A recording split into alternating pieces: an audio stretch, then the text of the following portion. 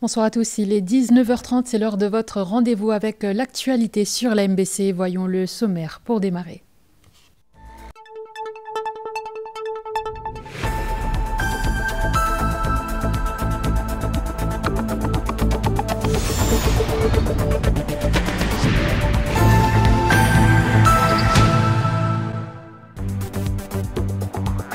J-4 de la fête de Noël, les préparatifs s'accélèrent. Le service forestier met en vente 1500 sapins dès aujourd'hui. L'esprit de Noël qui s'installe à travers la République avec des collectes de cadeaux, comme c'était le cas à Rodrigue, à l'initiative de la MBC.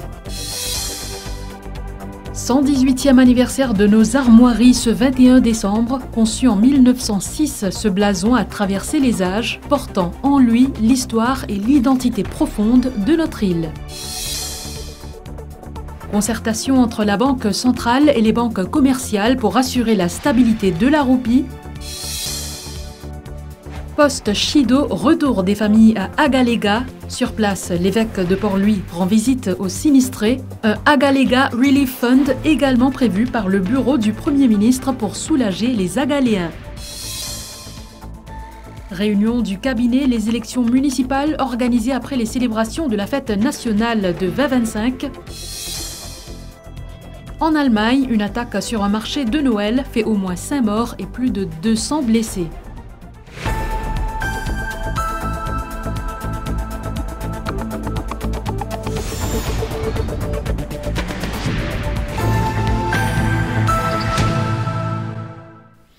Nous sommes à jour J-4 de la Noël et qui dit Noël dit sapin de Noël, roi des forêts qui embellit notre entourage et qui annonce les cadeaux.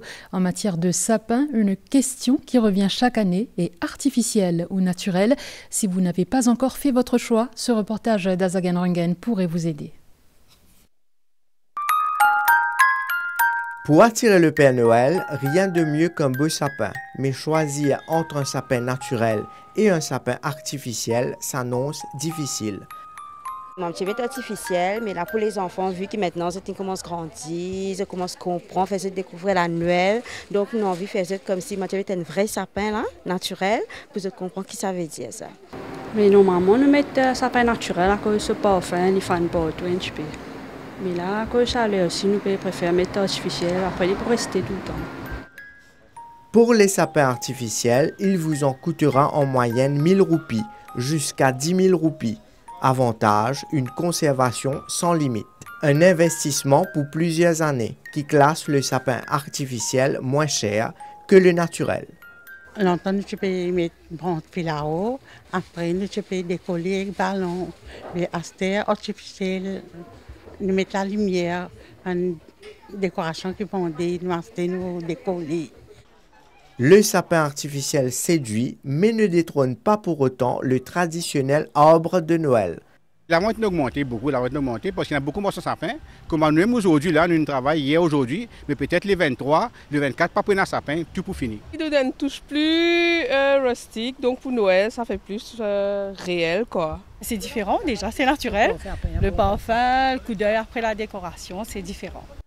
Chaque année, le service forestier du ministère de l'Agro-Industrie met en vente 1500 sapins. On a 5 points de vente et voilà, ça va être 200 roupies l'unité. Et donc ça a commencé aujourd'hui, le 21, et ça finira le 24, de 8h à 3h. Moi, quand je mets mes sapins dans la maison, il y a une lapin dans la maison, il y a une lazoie aussi, et il y a une portage aussi. Naturel ou artificiel, un match sans merci, mais chacun à sa façon encourage à contribuer à la préservation de la nature tout en célébrant la magie de Noël. Noël, c'est aussi le moment de tendre la main aux autres. À Port-Mathurin, une campagne de collecte de cadeaux a eu lieu hier. Une initiative de la MBC de Rodrigue, place au récit de Danigel Colette. Nombreux sont ceux qui ne sont pas restés insensibles à cet élan de solidarité. Ils ont fait preuve de générosité. Nous venons donner à des enfants qui sont dans le besoin et qui n'ont pas pu recevoir un cadeau pour Noël. Un geste de solidarité. En ce moment Noël-là, qui tous les enfants reçoivent bénéficier un cadeau pour ce jour-là. Et ça permet moi aussi de nous mettre un sourire au visage, tous les enfants, ça joue Noël là. Cette initiative de la MBC a pour objectif de mettre un sourire sur les visages des enfants qui ne pourront pas recevoir un cadeau pour la Noël. Encore une fois, cette année-là, la MBC tenir à nous renouveler l'opération Un sourire pour Noël. Alors, c'est un grand élan de solidarité envers tous les enfants qui peut-être pas eu la chance de gagner un cadeau. Il y a un plaisir vraiment quand nous allons distribuer un cadeau chaque année, quand nous trouve sourire, quand nous trouve la joie qui est dans leur visage, ça m'a petits enfants là un peu partout dans l'île. L'équipe de l'MBC prévoit également de collecter des cadeaux dans plusieurs magasins à travers l'île ce lundi. Des cadeaux qui seront par la suite distribués aux enfants le mardi 24 décembre. Statistics Mauritius revoit à la baisse les chiffres officiels de la croissance économique à Maurice, tant pour l'année 2023 que pour 2024. Son rapport National Accounts Estimates a été publié hier. Ces statisticiens sont arrivés à la conclusion que la croissance dans plusieurs secteurs avait été surévaluée, notamment dans la construction ou encore les services financiers. Les détails avec Abdel Boulaki. Les dernières National Accounts Estimates de Statistics Mauritius dévoilées le vendredi 20 décembre font état d'une révision à la baisse de la croissance économique de Maurice. Initialement calculé à 7%, le chiffre pour 2023 descend finalement à 5,6%. Même situation pour ces indicateurs en 2024. Le revenu national ne croîtra pas de 6,5% comme prévu en septembre dernier, mais l'augmentation ne sera que de 5,1%. Les statisticiens derrière ce rapport avancent plusieurs raisons pour expliquer cette révision à la baisse de la croissance cette année. D'abord, plusieurs secteurs de l'économie dont la croissance avait été surévaluée, comme la construction, la manufacture, les TIC, technologies de l'information et de la communication, ou même les services financiers.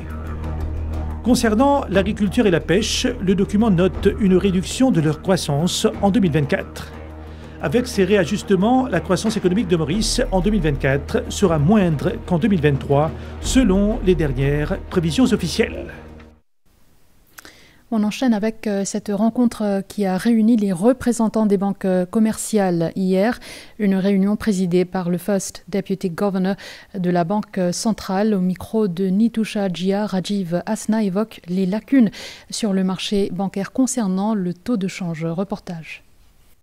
Plus d'une quinzaine de représentants des banques commerciales ont participé à cette réunion présidée par le First Deputy Governor de la Banque de Maurice. Rajiv Asna a affirmé que cette rencontre a pour but de formuler des solutions par rapport aux lacunes trouvées au niveau du marché bancaire. L'objectif, effectivement, c'est cause avec la banque et un jour qui a une distorsion, des issues qui nous trouvées dans le marché bancaire par rapport avec taux de change, par rapport à Forex, c'est ce qu'on appelle Forex.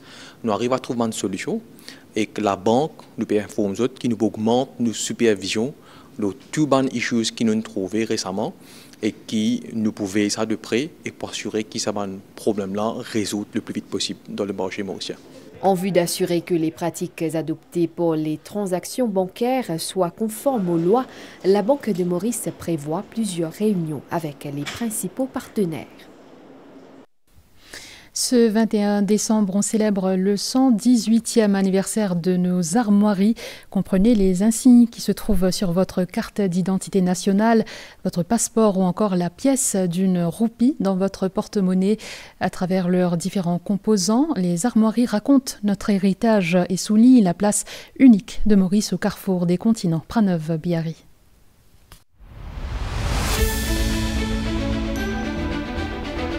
Symbole d'un passé riche et d'un avenir prometteur, Maurice célèbre ce 21 décembre le 118e anniversaire de ses armoiries. C'est suite à un décret du roi Édouard VII que le gouverneur de la colonie britannique en 1906, Sir Cavendish Boyle, ordonne l'utilisation de ces insignes qui figurent aujourd'hui sur les documents officiels du gouvernement et du bureau du président. Tissées d'azur, d'or, de verre, de gueules et d'argent, elles traversent le temps presque inchangées, préservant l'éclat intact de leur première esquisse. Le blason se part de 2 gardiens symboliques, à gauche le dodo et à droite le cerf de Java, tenant chacun l'emblématique canne à sucre. Premièrement, dodo, indigenous to Mauritius, qui finit disparaître, 350 ans de cela, si Maurice connu à travers le monde, c'est à cause de dodo. Et non, le stag ou le deer, qui Adrien Van de Stel, s'est amené en 541, il forme une partie intégrante du faunic flore de l'île Maurice. La canne à sucre qui fait, parce que de 1830 à 1980, comme beaucoup de gens connaissent, ça même c'était le pilier de l'économie Maurice. Dans l'écart supérieur se dévoile un navire ainsi que 3 palmiers aux significations très particulières. Et dans les cadrans inférieurs s'épanouissent une clé sur un fond doré et une étoile d'argent, véritable symbole de notre localisation importante dans la région. Le bateau il représente la migration de différents. Ça rappelle Maurice, il y a ce qu'on appelle Terra Nullius, pas de personne ici. Tout le monde vient par bateau. Palm trees représente l'île Maurice, mais aussi la forêt indigène, Mahogany, Ebony et Tatamaka qui finit disparaître. Et que dans 3 territoires de l'île Maurice, Agalega, Rodrigue et Chagos, le store and key of the Indian Ocean, très important dans l'histoire coloniale, dans l'histoire de l'île Maurice pour l'identité, parce que quand les Anglais viennent là, nous connaissons les Hollandais qui abandonné, mais quand les Français viennent là, ils set up les autres colonies à travers la Bourdonnais, ils tiennent un point stratégique dans l'océan Indien sur la route des Indes. Justement, la devise en latin, l'étoile et la clé de la mer des Indes, s'inscrit sur la ceinture de Gaulle au pied du blason, mettant l'accent sur l'importance de notre position géographique. Plus qu'un simple blason, les armoiries reflètent l'identité, l'histoire et les aspirations de la nation. Elles nous rappellent à chaque regard porté sur leur symbole l'héritage ancestral qui façonne notre présent et inspire notre avenir. Post-Chido, des familles agaléennes qui se trouvaient à Maurice ont mis le cap sur Agalega en début d'après-midi, l'occasion de retrouver leurs proches après un long moment. Retenez aussi qu'hier, l'île a accueilli Monseigneur Jean-Michael Duron. L'évêque de Port-Louis a entre autres rendu visite aux familles sinistrées. Candy Mankra. Dans quelques heures, ce sera le grand départ pour ces familles qui embarqueront à bord du Troquetia pour Agalega. Tout a été soigneusement emballé dans des boîtes et bien préparé. Parmi les passagers, on compte des habitants d'Agalega, des officiers de la station météorologique de l'île, ainsi que des enseignants. Là, on fait 10 ans à Agalega, on vient ici, on fait 4 mois. La case cassée, matelas mouillé, un problème qu'il y a beaucoup. Parmi ces passagers, certaines familles feront un état des lieux des dégâts causés par le cyclone Chibo. J'étais tout d'abord très content pour retourner contre moi après 1 an. Et moi un petit peu, mon père appréhende un petit peu parce qu'il veut qu'il y a beaucoup de changements, dégâts, tout ça. À bord du Troquetia, un conteneur contenant les dons collectés grâce à la solidarité des Mauriciens. Ce conteneur apportera un peu de réconfort et de sourire aux personnes affectées par le passage du cyclone. On a fini plein de conteneurs avant hier, un conteneur de 20 pieds, avec manger, non périssables et vêtements. Nous pensons que nos missions accomplies. Maintenant, mon père accompagne le conteneur qui perd la Galega. Et là-bas, nous vous déposons ce conteneur-là avec une équipe là-bas, population, pour faire l'apportage. Parmi les passagers figure également Vinay Molou, un enseignant du secondaire. Lui aussi fera partie du voyage. Bien qu'heureux de partir en mission, il confie être triste de laisser sa famille derrière lui. Aller avec un moral assez fort, afin qu'il nous capable de faire le mieux possible, surtout des côtés de l'éducation. C'est un peu difficile, mais nous tous, c'est une grande famille, mais nous avons quelque part sacrifié. Hier, Agalega a accueilli Monseigneur Jean-Michael Duron. L'évêque de Port-Louis a rendu visite aux familles sinistrées et à ceux engagés de la reconstruction de l'île. Il a également célébré une cérémonie religieuse sur place. C'est vrai qu'il fait beaucoup de dégâts, dégâts au niveau matériel, mais heureusement, nous ne pouvons pas perdre la vie humaine. Ça nous a dit en grâce. À cela, ici, nous pouvons célébrer la messe dans l'île du Sud. L'espérance, c'est de dire merci d'abord la population qui nous a fait répondre courage, faire tout pour qu'ils soient capables de remettre dans Agalega des bouts. Et merci à chaque autorité qui fait là. On trouve un travail indien, peut un coup de main, on trouve la police, la santé. Cet après-midi, les familles ont pris la mer à bord du Troquetia. Elle devrait arriver à Agalega à la veille de Noël. Au même chapitre, le cabinet ministériel a pris note hier que le bureau du Premier ministre mettra en place un Agalega Relief Fund pour collecter des fonds. Le comité de coordination qui s'assure de la mise en œuvre des travaux de reconstruction a tenu une première réunion jeudi. Le point avec Migan Punapanaiken. Agalega a subi d'importants dégâts lors du passage du cyclone Chido le 11 décembre dernier. 95% des infrastructures ont été touchées sur l'île du Nord et 98% sur l'île du Sud. Lors de la première réunion du comité de coordination placé sous l'égide du bureau du Premier ministre jeudi, l'étendue des dégâts sur les deux îles a de nouveau été évoquée. Les membres du comité ont passé en revue les travaux de reconstruction et les efforts pour soulager la population sur place. Des fonds seront alloués du Prime Minister's Relief Fund pour les travaux dans l'île. Le comité a aussi pris note qu'à ce jour, aucune fuite de pétrole n'a été signalée sur le remorqueur échoué près de Grande Case et qu'une salvage team s'est rendue à Agalega vendredi à bord du Dornier. Tous les efforts ont été déployés pour éviter des déversements d'hydrocarbures. Par ailleurs, 2 officiers d'Emtel font le voyage sur le MV Troquetia pour apporter du matériel pour rétablir la communication sur l'île du Sud. Un Agalega Relief Fund sera aussi mis sur pied pour la collecte de fonds en faveur d'Agalega. Toujours lors de la réunion du cabinet, hier, le cabinet a approuvé que les élections municipales soient organisées après les célébrations de la fête nationale de 2025. Le cabinet a donné son accord à la promulgation des National Pensions Regulations 2024. Au début de l'année prochaine, les retraités, les veuves, les personnes en situation de handicap et les orphelins bénéficieront d'une augmentation de 1 000 roupies payable du 3 au 6 janvier. Le cabinet a donné son accord à la promulgation des Private Secondary Education Regulations 2024 afin de modifier les critères pour grade 12 qui passeront de 5 à 3 credits à partir de janvier prochain. Nous y reviendrons dans quelques instants.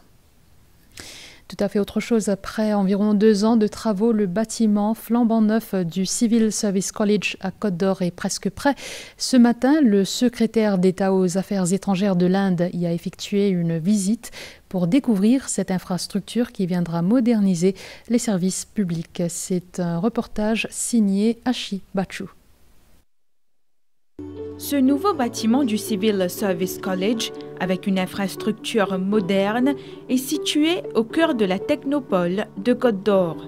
Le secrétaire d'État aux Affaires étrangères de l'Inde, Vikram Misri, a effectué une visite pour découvrir ce bijou qui a été financé en partie par la Grande Péninsule. Il était accompagné de représentants du Haut Commissariat de l'Inde à Maurice et ceux du ministère du Service public. Un projet de 400 millions de roupies presque complété. Une salle de conférence, une bibliothèque, une salle de sport pour les employés du secteur public. Voici quelques-unes des facilités offertes dans ce nouvel emplacement, qui comprend une dizaine de classes pouvant accueillir jusqu'à 30 à 40 personnes respectivement. Comprenant 2 bâtiments séparés, notamment le bloc académique et l'auditorium, le nouveau Civil Service College est doté d'une technologie de pointe, avec une architecture adaptée bénéficiant les personnes autrement capables afin de les permettre de circuler librement. L'objectif principal est d'améliorer l'efficience au sein du service public. Parlons de l'autonomisation des femmes, cela à travers la formation en propagation de mangroves et de plantes utiles et en gestion de pépinières au sein de l'Agri-Hub de la vallée de Ferney. Ce projet de la Fondation Ressources et Nature est aussi un moyen de subsistance alternatif à la pêche. L'on retrouve Ashi Bachu. Les répercussions de la marée noire du Wakashio et de la pandémie de Covid-19 ont été ressentis au sein des communautés locales. Afin de surmonter ces défis, une dizaine de femmes de la région sud-est ont été formées sur la création de leur propre pépinière. Je connais comment faire des affaires à terre. Je connais comment planter une plante, pour faire des affaires, comment faire des greffes. Je suis content pour continuer avec Forena ici. Après, pour faire un jardin, écoute-moi. Je prends ça, je fais comme ça, un provin, je prends comment faire une gouttière, je prends la terre, je compost, je prends tout ça, je prends. Écoute-moi, je planter devant pot. Une pépinière a été créée à l'Agri-Hub de la vallée de Ferney par la Forena. Par la suite, une formation de 20 heures a été mise en place pour les femmes de la région pour leur permettre de développer une source de revenus durables. La formation se fait le côté un attachement humainement, mais le côté pratique et le côté aussi apprendre beaucoup de choses.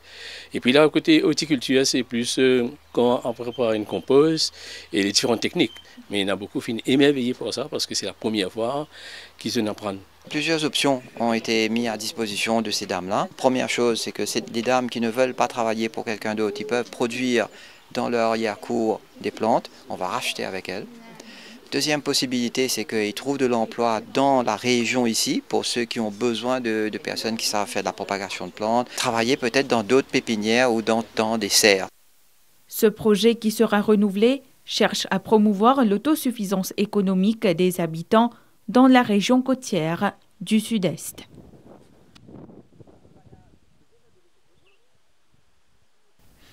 On revient sur la réunion du cabinet d'hier. Le cabinet a approuvé la révision de l'actuel Comprehensive Grant Formula et l'introduction d'une nouvelle formule pour le financement des écoles secondaires privées bénéficiant d'une subvention pour la période 2025 à 2027.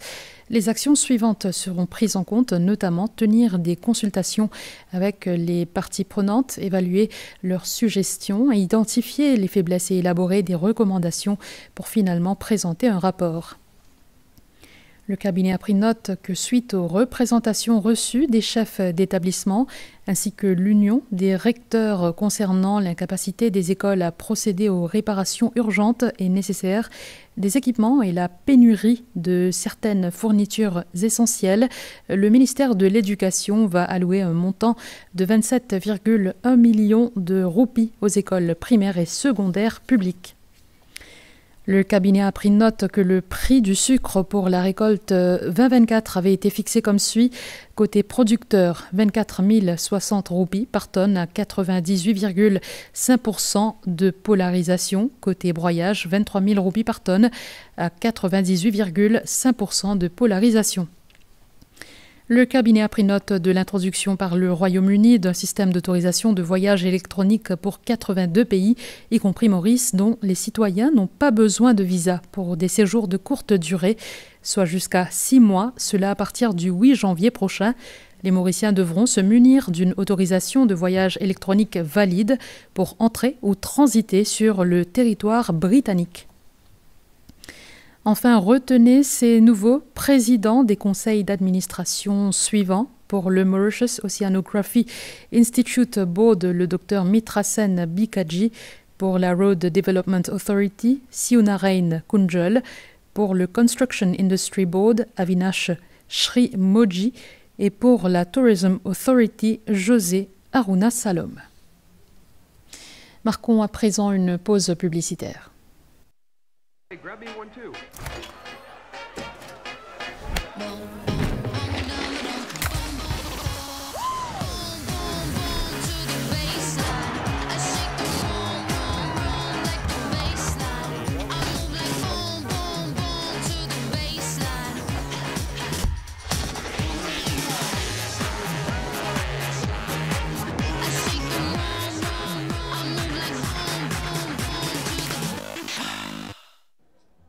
Allô?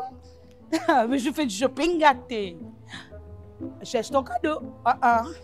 Tiens, si je lui prenais son parfum préféré chez Fidara. Sans promotion. Et c'est pas cher en plus. Qu'est-ce que ça sent bon. Et profitez donc. Heureusement que chez Fidara, c'est le luxe à petit prix.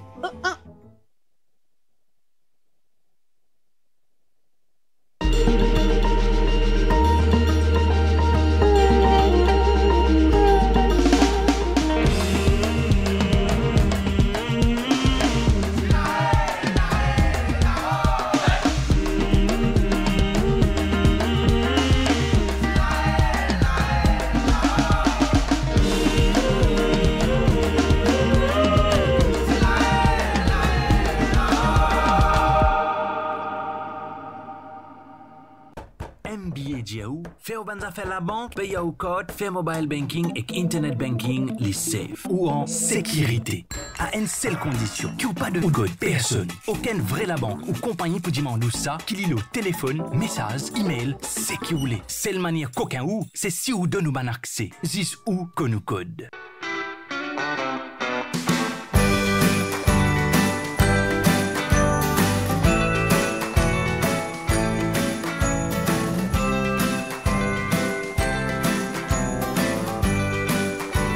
MTEL Feel Free.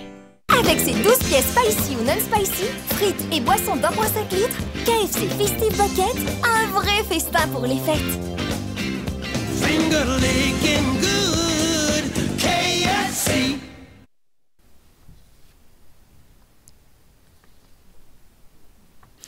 On vous en parlait hier, notre compatriote Danish Paidatali est toujours porté manquant en mer. Le jeune homme qui travaillait sur un bateau de croisière aurait fait une chute alors que le navire était au large des Caraïbes.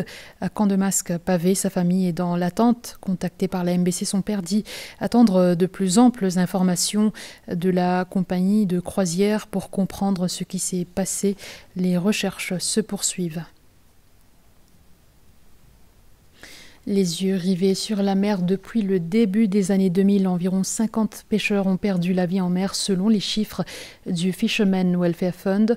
En hommage aux disparus, mais aussi dans le cadre de la Journée mondiale des pêcheurs le 21 novembre, un dépôt de gerbes a eu lieu à la plage publique du Morne. C'est un reportage d'Adrien Valère tourné jeudi dernier. Il est impossible de contrôler les éléments de la mer. Les prévisions météorologiques, les équipements et l'information jouent des rôles essentiels pour la sécurité des pêcheurs.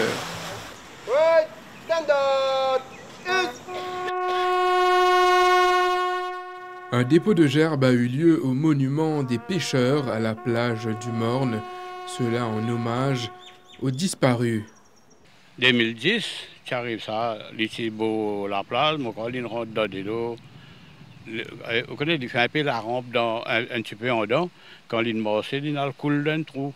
Quand il coule, il n'a pas de gain d'équilibre, il boit de l'eau, il noie la même. En près de 25 ans, environ 50 personnes ont perdu la vie ou ont disparu en mer. Il est impossible de contrôler les éléments en mer.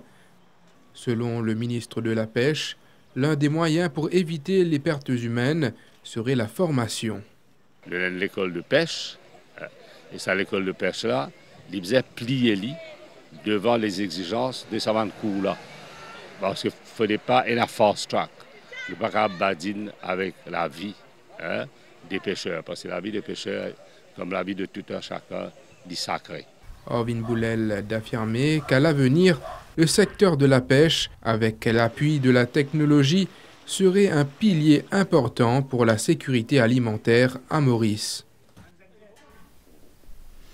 La Mauritius Family Planning and Welfare Association a organisé un atelier avec l'objectif de préparer son nouveau plan de communication. Sous la direction d'une consultante internationale, l'atelier a permis par exemple de venir de l'avant avec des propositions en ce sens. Ashminta Bantu Ramlochan nous en dit plus. Le nombre de naissances enregistrées l'année dernière à Maurice s'élève à 12 872, une baisse par rapport à 2020 où il y a eu 13 465 bébés. Maurice doit également faire face à des cas de grossesse précoce. Différentes études qu'on a fait qui montrent que tout ce qui est juvenile pregnancy est en augmentation à Maurice. On ne peut pas rester les bras croisés devant ce phénomène. Donc on est là pour voir comment on peut harmoniser les services. La question de grossesse, entre autres, a été discutée lors d'un atelier de 3 jours organisé par la MFPWA. Cette association travaille sur un nouveau plan afin de mieux répondre aux besoins actuels dans ce domaine. La MFPWA et les différentes parties prenantes se réunissent afin d'améliorer la vie des Mauriciens. Il faut s'assurer que nous sommes tous sur la même longueur d'onde, que tout est communiqué aux différents groupes et que les parties prenantes travaillent ensemble. Aujourd'hui, avec la technologie, avec le développement, il y a beaucoup d'affaires qui peuvent changer. Et donc, quelle manière nous devons travailler pour qu'ils nous restent à l'attente de la population. Parmi les partenaires présents, il y avait aussi le Conseil des religions. Très important qu'ils ont dit, nous avons un dialogue avec les différents stakeholders pour nous capables de préserver nos sociétés et en même temps préserver nos jeunes. Les prochaines campagnes de la MFPWA seront adaptées aux défis actuels et seront encore plus impactantes. À l'Open University of Mauritius, l'heure était aux célébrations. Hier, la Community Engagement Cell de l'organisme a accueilli une trentaine d'enfants issus de 2 ONG, soit l'association M-Kids et la Down Syndrome Association.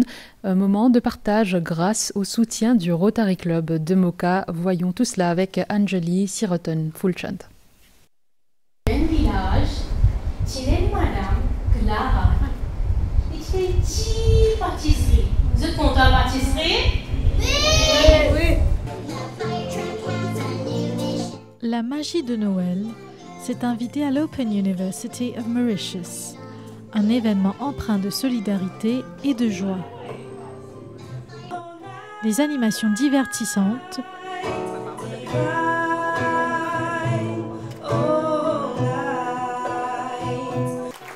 des rires partagés et des moments émouvants ont rythmé cette journée exceptionnelle. Eux ici, ils sont comme tous les enfants de Maurice. Ils ont le droit d'avoir des cadeaux comme tous les enfants et de se sentir inclus dans la société. Le docteur Kaviraj Soukon, ministre de l'Enseignement supérieur, de la science et de la recherche, a salué cette initiative. Cela valorise les enfants à besoins spéciaux et vulnérables, dit-il. C'est une contribution de l'université pour aider ces enfants-là, valoriser la capacité qu'ils ont là. Parce que tous les enfants ont une capacité pour faire quelque chose. Nous donnons l'opportunité et faisons comprendre qu'ils ont une place dans la société. Cet événement a également vu le lancement officiel du logo de la Community Engagement Cell de l'université. Cette cellule a pour mission d'organiser et de soutenir des activités qui favorisent l'entraide et le développement social. Venons-en à la conférence de presse de l'organisation du peuple de Rodrigue à Montlubain hier. Parmi les sujets abordés, la situation au sein de la fonction publique, le secteur de la pêche, la gestion des terres, la situation concernant le carburant et le secteur de l'eau et le passage du cyclone Chido. Compte rendu Christiana Perrine. Lors de cette conférence de presse, la minority leader, Franchette Gaspard-Pierre, lui, est notamment revenue sur la gestion au sein de la fonction publique, le secteur de la pêche, l'attribution des cartes de pêcheurs, le dossier du bois de Santal, ainsi que la gestion des terres à Rodrigue, notamment pour la construction. Franchette Gaspard-Pierre, lui, a aussi fait appel à la solidarité et générosité des Rodriguais pour les îles et pays qui ont été touchés par le passage du cyclone Chido, notamment Agaléga, Mayotte et le Mozambique. Donc nous exprimons nos sympathies au nom du leader, en mon nom personnel et au nom de toute l'équipe, à ces 3 peuples qui sont victimes de ce gros cyclone. L'OPR lance l'appel, la population de Rodrigue, nous pas indifférents à un geste de solidarité qui est non de part et d'autre pour qui nous contribuer pour la reconstruction.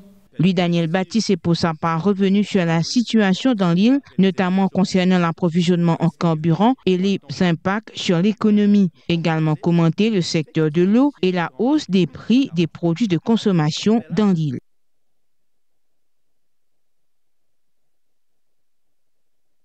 Jusqu'au 31 décembre, faites-vous plaisir chez Carrefour et Jumbo. Le poulet frais Chantéclair de 500 grammes à seulement 99,90 € et savourez la bûche glacée de 450 grammes à 139,95 €. Chez Carrefour et Jumbo, je choisis le moins cher.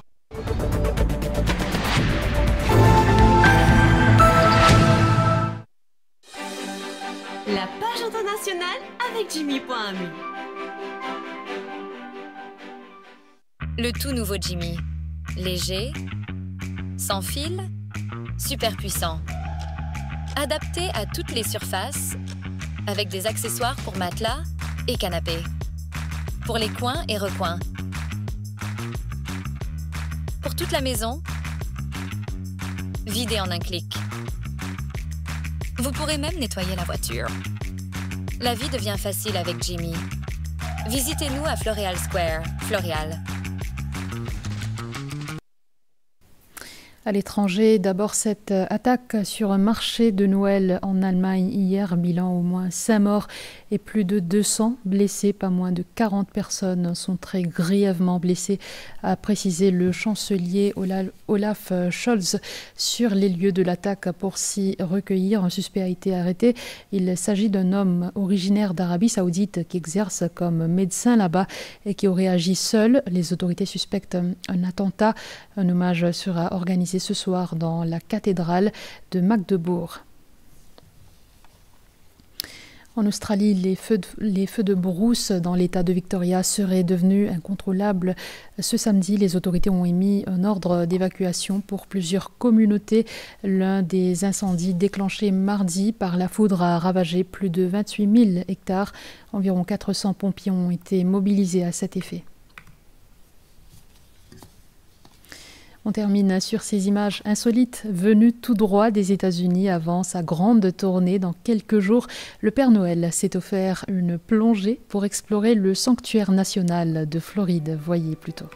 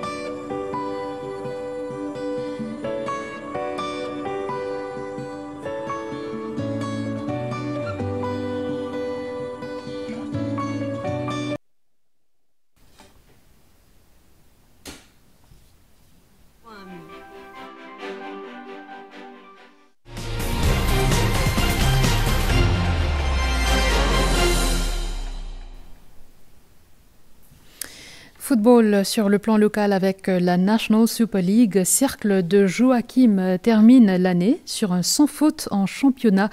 Le club curpipien a battu Chebel Citizen SC 3-0 cet après-midi au stade Vélodrome à Curpip. Le champion de Maurice en titre enregistre ainsi une 4e victoire en autant de sorties. Voici un compte-rendu de ce match signé Vikash Bagherati. Sur un corner de la droite, le défenseur central de Cercle de Joachim, Jordan François, ouvre le score d'une superbe reprise frontale. Le promu, Chebel Citizen SC, aura donc tenu 42 minutes avant de craquer face au champion de Maurice en titre. 1-0, c'est le score à la pause. En seconde période, à la 61e minute plus précisément, Frédéric Sarra, le latéral droit du CDJ, se permet une longue course de plus de 50 mètres pour aller dévier tranquillement le ballon 2-0. Deuxième mi-temps, on a pris appliqué. Quand on commence à appliquer, je n'écoute qu'on s'y l'entraîneur, mais les races, c'est ça la différence. Une seconde tranche complètement à l'avantage des Curpipiens qui obtiennent un penalty suite à une faute sur leur capitaine Brandon Sitora en pleine surface des Citizens. Aurélien François transforme des 11 mètres pour prendre seul le commandement au tableau des buteurs avec 4 réalisations. Pour Marco Dorza et ses coéquipiers par contre, l'apprentissage se poursuit chez l'élite. Il y en a beaucoup blessés. Il y en a presque 5 joueurs blessés. Mais on me dit la ligue longue, mais nous continuons de travailler, nous continuons de la tête aux épaules et mon corps c'est belle moi. 4e victoire de suite pour Cercle de Joachim, désormais seul en tête du classement de la National Super League, en attendant la sortie demain du Pamplemousse SC, seule autre équipe à avoir gagné toutes ses rencontres jusqu'ici. Côte d'Or a accueilli tout récemment la 5e édition de la Coupe de l'Ambassadeur. L'événement a rassemblé plus de 150 karatékas. La compétition a permis aux pratiquants de montrer l'étendue de leur talent après des années d'entraînement pour certains. Ashley Sitana y était. Les jeunes karatékas ont donné un véritable coup d'éclat pour lancer la 5e édition de la Coupe de l'Ambassadeur à Côte d'Or. Les petits champions ont brillé sur le tatami, récoltant leurs premiers points et leur première coupe avec un sourire éclatant. C'était bien et c'était bien amusant. J'ai bien aimé, mais c'est pas l'importance de gagner, l'importance c'est de participer. On a une sensei depuis le Japon, sensei Okuma. Nous sommes un petit secret pour gagner tout. Les enfants sont entraînés très très dur et ils ont eu aussi un cours avec Shihan Okuma pendant une semaine pour qu'ils puissent donner leur meilleur pour la compétition. Donc nous sommes très satisfaits du déroulement à ce jour. Les karatékas rodriguais, eux, ont marqué l'histoire de cette édition, faisant leur premier pas dans la Coupe de l'Ambassadeur. On a une trentaine de participants. Et pour nous, c'était une fierté qui nous donne nos premières participations de Ambassadors Cup à Maurice. Nous prenons ça avec un grand enthousiasme. Nous faisons une préparation un an avant qu'il nous arrive là. Le nouvel ambassadeur japonais à Maurice, Masahiro Kan, lui-même pratiquant de karaté, a été émerveillé par la qualité des prestations des Mauriciens. Je suis heureux de savoir que les arts martiaux sont très populaires à Maurice. J'espère que les arts martiaux pourront contribuer aux bonnes relations entre les deux pays. C'est extraordinaire et c'est ça qu'ils ont envie de faire. Qui ban jeune, prend goût et gagne plaisir, pratique le sport. La Coupe de l'Ambassadeur clôture ainsi le calendrier 2024 de la Japan Karate Association Mauritius. Et en English Premier League, en attendant le choc de demain soir entre Tottenham et Liverpool, le coup d'envoi de la 17e journée a été donné ce samedi. Ainsi, en levée de rideau, Manchester City, toujours très malade, a été battu à Aston Villa 2-1. City enregistre ainsi une 9e défaite en 12 matchs, toutes compétitions confondues. Sinon, depuis 19h, 3 rencontres sont à l'affiche parmi celles retransmises en direct sur MBC 11 entre West Ham et Brighton. Notez qu'à l'entame de la seconde période, le score est de 1-0. Je vous rappelle qu'à 21h, Crystal Palace jouera contre Arsenal. En clôture, les prévisions de la station météo de Vakwa pour ce soir et demain avec Migan Punapanaiken.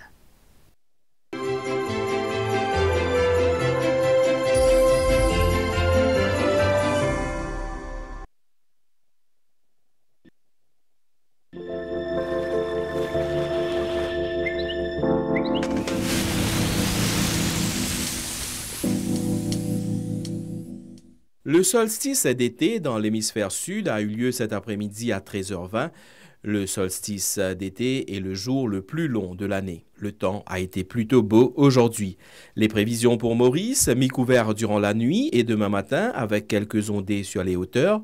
La température minimale variera entre 19 et 21 degrés Celsius sur le plateau central et entre 24 et 26 degrés Celsius dans les régions côtières. Le temps sera essentiellement beau au cours de la journée de demain. La température maximale sera supérieure à la moyenne et variera entre 26 et 29 degrés Celsius sur le plateau central et entre 31 et 34 degrés Celsius sur le littoral. Le vent soufflera du sud-est à environ 20 km/h, mer forte au-delà des récifs avec des houles du secteur sud de l'ordre de 2,50 m. Les sorties en haute mer sont déconseillées. À Rodrigue, mi-couvert cette nuit et demain matin avec des ondées occasionnelles.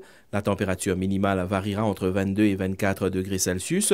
Le temps sera essentiellement beau demain après-midi. La température maximale variera entre 28 et 30 degrés Celsius au cours de la journée. Vent du secteur est d'environ 30 km/h avec des rafales de 60 km/h. Mer forte au-delà des récifs avec des houles du secteur sud de l'ordre de 2,50 m. Les sorties en haute mer sont déconseillées. À Agalega, le temps sera beau cette nuit et demain matin. La température minimale sera d'environ 26 degrés Celsius. Il y aura des périodes nuageuses demain après-midi avec des averses. La température maximale sera d'environ 33 degrés Celsius. Vent du sud-est d'environ 25 km/h. Mer agitée avec des vagues de l'ordre de 2 mètres.